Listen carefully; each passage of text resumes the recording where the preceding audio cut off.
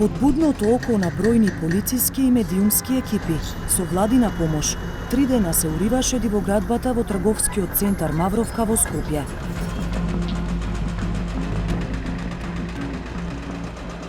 Одлуката беше донесена на првата седница на новата влада. Една од првите работи е да падне објектот пред Мавровка. Новиот министер за транспорт рече дека тука нема да застане борбата против дивоградбите, барем декларативно. Сите градоначалници да ги превземат своите ингеренции во насока на ставање на ред во урбаните средини.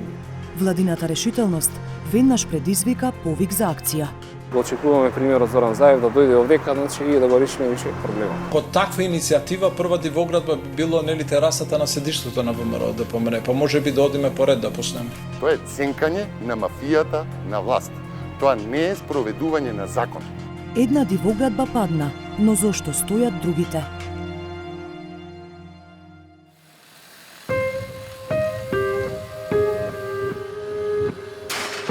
Остатоците од објектот кај Мавровка, кој во последниве месеци беше трн во око за голем дел од јавноста, сега ги отстранува инвеститорот.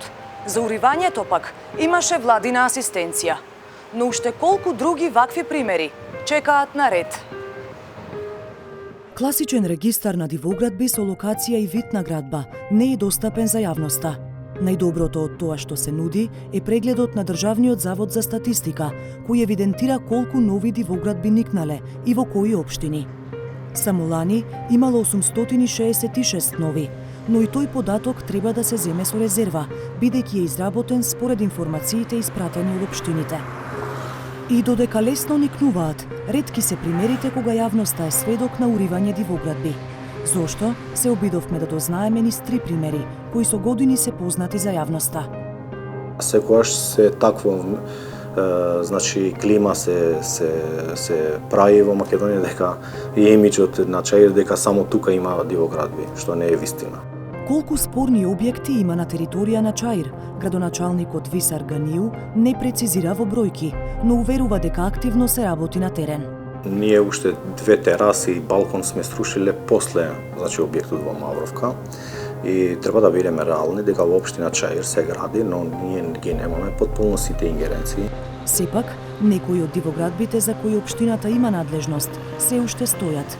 Таков е објектот спроти Американската амбасада, изграден на државно земјиште, за кој од бомбите се дозна дека уште во градба разговарале Никола Груевски и Али Ахмети.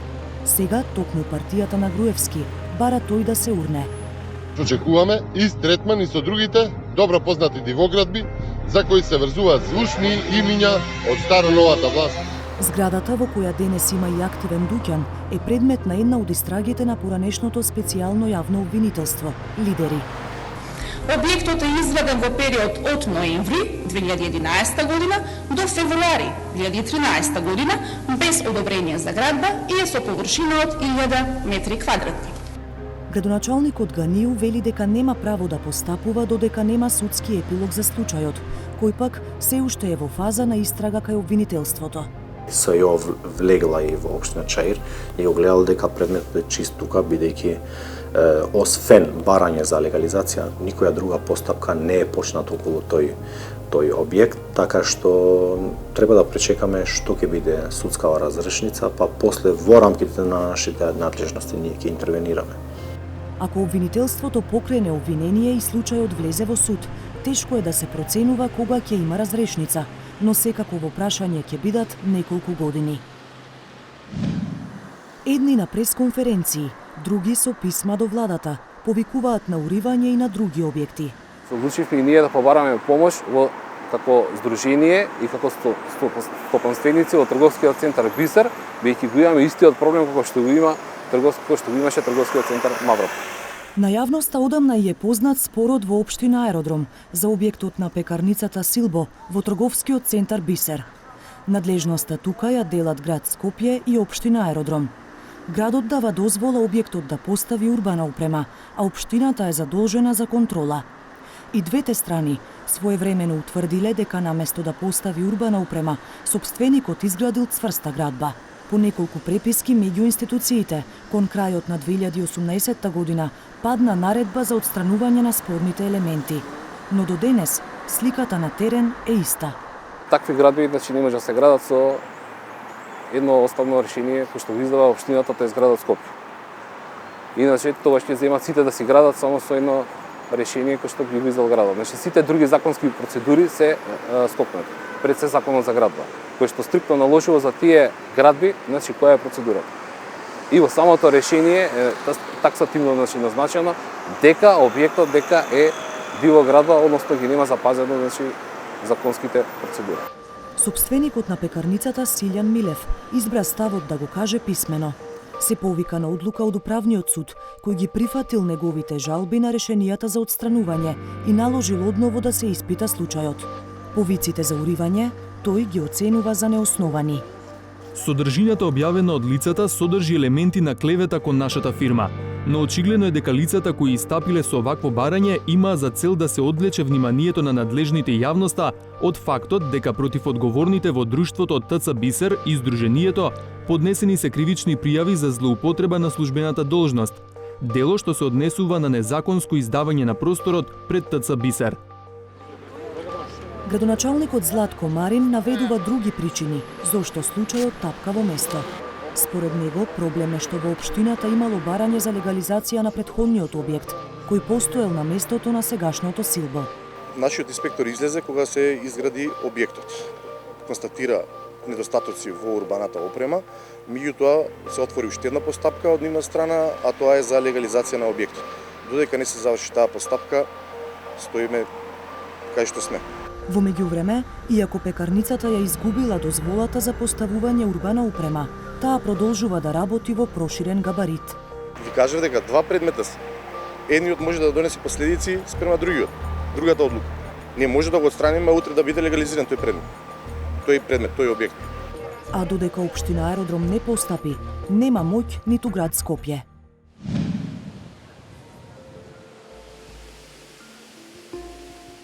Славни спорни објекти има и во срцето на главниот град, општината Центар.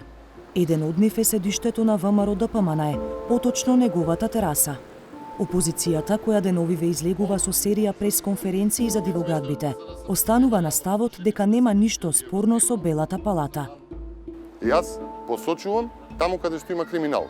Тој што посочува за криминал, тоа е нека одговори каде е криминалот. ВМРО ДПМНЕ 4 години веќе не е на власт. 4 години се на власт.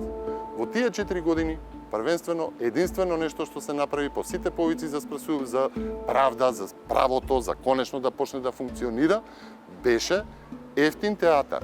Но градоначалникот на Центар Саша Богдановиќ тврди дека не е така. Она што во реалноста е тераса, на хартија е настрешница. Од страна на општината има утврдено со вештачење дека таа е тип на градба и за кој што требало друго одобрение се даде, додека градот во тоа време, пред градоначалникот Петар Шилегов, имало издадено како настрешница. И сега ќе побараме од градот Скопје да си го приспи тој акт, иако го потврди нашето сумнение да го поништи за да има основ после општината да делува, но мора да се направи консултација со основното јавно обвинителство да не имаат и они некоја постапка, а ние да не направиме уништување на одреден доказен материјал. Фактот што ВМРО ДПМНЕ ја нема власта ниту во Центар, ниту во Скопје веќе 4-та година, а терасата се уште е спорна, е уште еден показател како работите се ставаат под тепих, кога се во прашање дивоградбите, или барем дел од нив. За градоначалникот на Скопје, главен проблем е законската рамка. И е непријатно да сте градоначалник, а де факто не сведок, нити учесник. Поделените надлежности, според градскиот татко, се причината што е полесно да се најде изговор, отколку да се делува. Системот дозволува да секој за себе најде алиби, зашто не постапува согласно обврските што ги има во закон или што предпоставено би требало да ги има. Неговиот предлог е, кога станува збор за Скопје, да се централизира надлежноста за диво изградените објекти. Смета дека на тој начин ќе се реши проблемот и со дефицитот на кадар и со неуспешните тендери за избор на фирми за уривање на дивоградбите. Град Скопје има улици и патишта, своја фирма. Дури и ние не би морале да ангажираме дополнителен субјект, туку само во буџетот на градот, како ставка од една од активностите на улици и патишта, да предвидуваме и рушење на дивоградбите. и би се решило во принцип едноставно. Проблемот на кадровската инфраструктура би бил со пополнување со постојните кадри што ги имаат општините. Одговорност за бесправно градење е предвидена и во кривичниот законник, според кој освен тој што гради, одговара и тој што бил надлежен за контрола, а свесно го дозволил тоа. И во двата случаи, казната може да достигне и до 8 години затвор. Но односот на институциите кон дивоградбите се пресликува и на судската пракса, според која предметите во Скопскиот суд во последниве 5 години завршиле или со откажување на тужителот или со условна казна.